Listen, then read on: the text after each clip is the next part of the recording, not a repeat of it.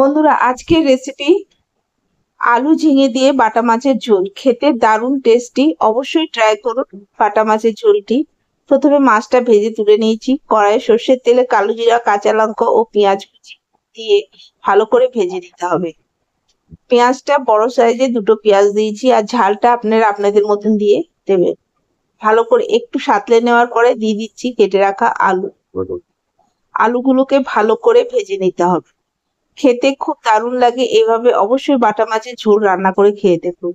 আলুটা একটু ভালো করে ভাজা হয়ে যাওয়ার পরে দিয়ে দিচ্ছি কেটে রাখা ঝিঙেটা। ঝিঙে আলু দিয়ে আজ বাটা মাছের ঝোল রান্না করছি। ঝিঙেটাকে ভালোভাবে ভেজে নিতে হবে।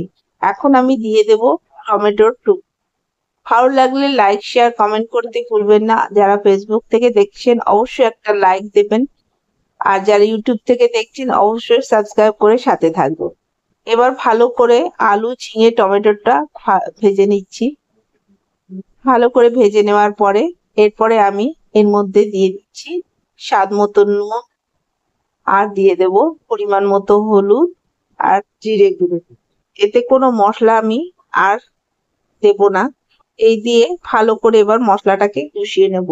কোনো জল দিতে হবে না, যেহেতু ঝিঙেটার মধ্যে নুন দেওয়ার পরে ঝিঙে থেকে জল ছাড়ে, তার জন্য এতে জল লাগবে না।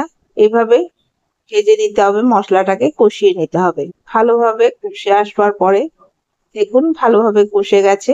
এরপরে আমি এতে পরিমাণ মতো জল দিয়ে দেবো।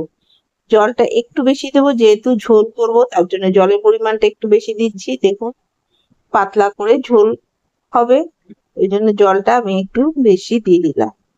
ভালো করে নেড়ে চেড়ে নিচ্ছি। আর একটু জল দিয়ে দিলাম, ঝোলটা একটু বেশি করব বলে। দিয়ে ভালো করে ঝোলটা ফুটে উঠলে ভেজে রাখা বাটা মাছটাকে দিয়ে দিতে হবে। দিয়ে 2 থেকে 3 মিনিট হাই ফ্লেমে ফুটিয়ে নিলেই রেডি হয়ে যাবে দুর্দান্ত স্বাদের বাটা মাছের ঝোল। অবশ্যই ট্রাই করুন, খেয়ে দেখুন কেমন লাগছে। আর